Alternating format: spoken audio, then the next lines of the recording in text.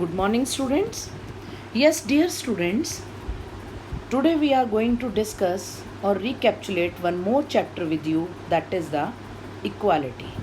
Yes, on equality, the name of the chapter is. Yes, my dear students, as we are living in India, so we are belonging to the diverse conditions and diverse religion also. We are having different kind of religions with us. We are having different kind of culture with us.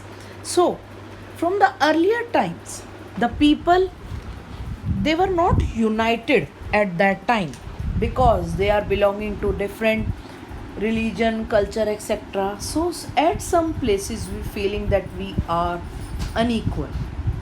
And at the time of independence, when we got the independence and we were framing the constitution, the chairperson of the constitution was Dr. Bhim Rao Ambedkar.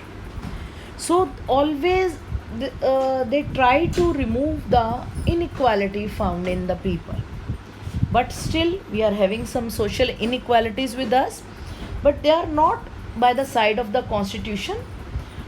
By the side of the constitution we all are equal. So we are going to discuss that one. So yes, equality for all. Our constitution has decided to follow the rule, that is equality. Means the one right was given to us from the side of the constitution, that was the right to equality. That in spite of all the inequalities, still we are equal.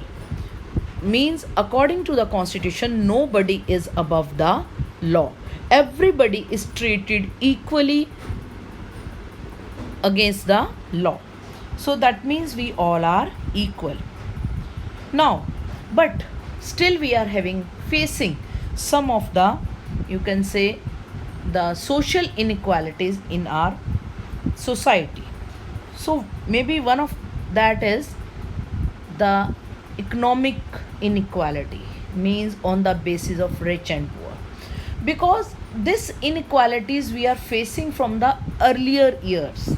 At that time people, they were divided on the basis of caste, gender, and economic status. These are the main things they were just divided at that, on the basis of religion also.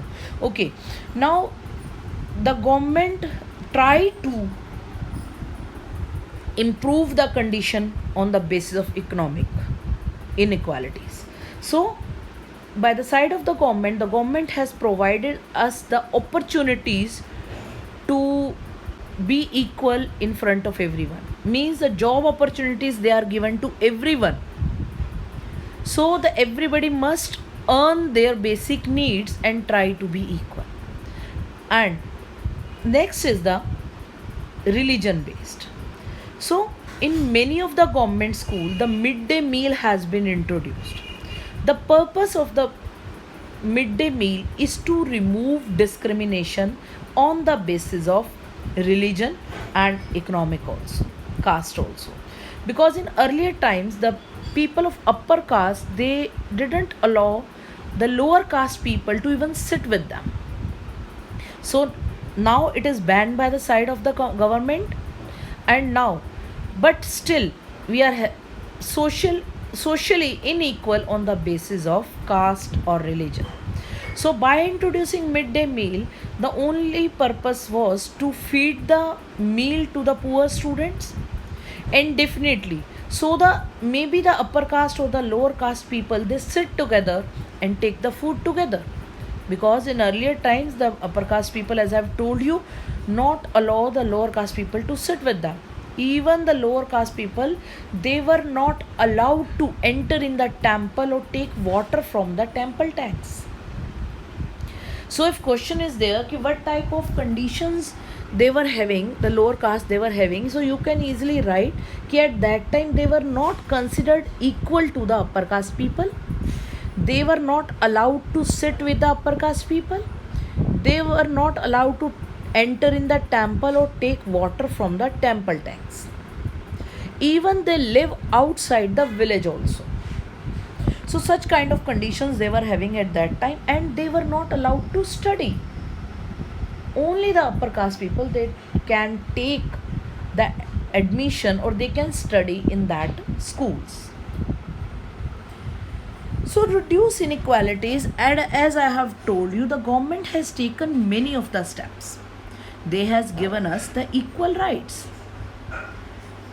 and the people those who belong to poverty get support and access to economic growth, as they were asked to get the admission in the government school, and they were also given some of the money and free books and free uniform also.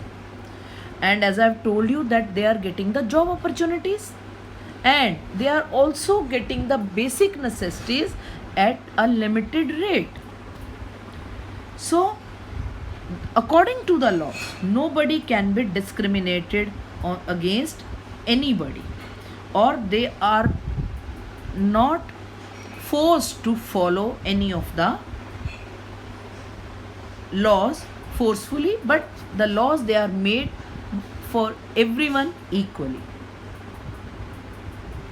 So their religious practices, they are protected by the side of the government. So it is in their rights that if they want to impart the religious education into their children, so they are allowed, nobody can stop them against this.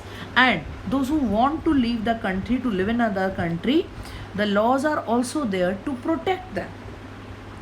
And if they want to get back in the country, then also rights are given to them.